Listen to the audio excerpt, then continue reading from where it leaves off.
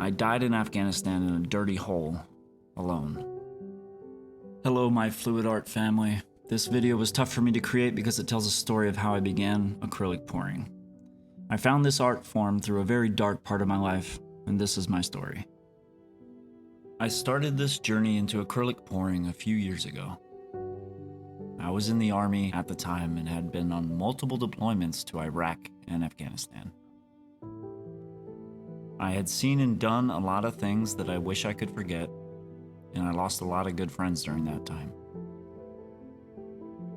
Coming back home after those experiences were difficult to say the least. My wife at the time was diagnosed with multiple sclerosis a month before I came home from Iraq. She was the one person I felt comfortable talking about these things with, and I felt like she was dealing with a lot because of her diagnosis, so I didn't want to burden her with my problems. She knew something was wrong because I was waking up to nightmares in the middle of the night and fighting in my sleep all the time, so she knew. It was like during the day I was safe and at home, but in my sleep at night, I had never left that place. But I tried to bottle it up inside and be strong for her and my two sons. Family life started to fall apart. One day, a few months later, I came home from work. All of her things were gone, and both my sons along with her. I felt like I had lost everything I had ever loved and all that was important to me all in one moment. It was a very dark time for me, dealing with everything from the deployments and now this all at once. I felt trapped and stuck with what I thought at the time was no options.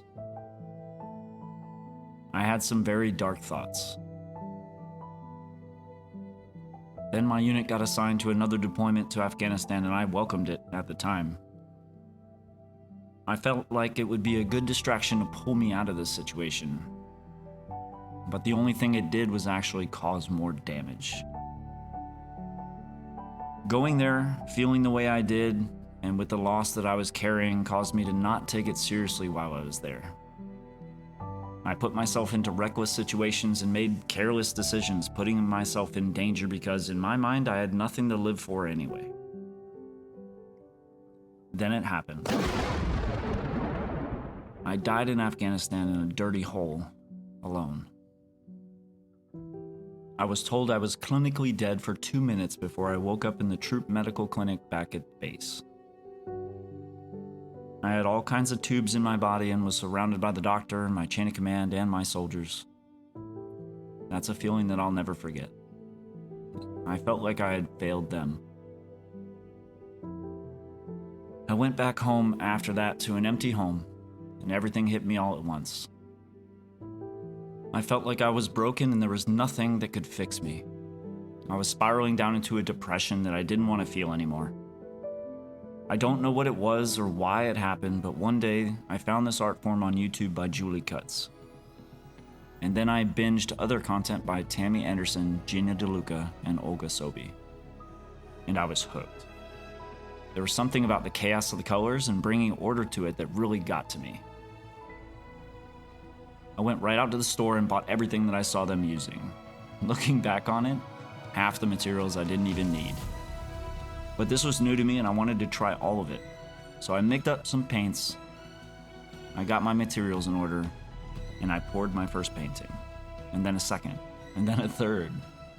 I had tears in my eyes while pouring my first creations because I felt at peace for the first time in years. I fell completely in love with the process of creating, and it became my therapy. It was an outlet for me that I never knew I needed, and it gave me a space to unplug from all my problems and create something beautiful.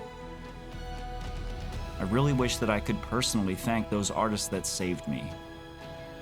The positive and happy personalities of those artists is exactly what I needed, and I believe it's because of them that I'm still here today. They pulled me out of that hole that I was stuck in.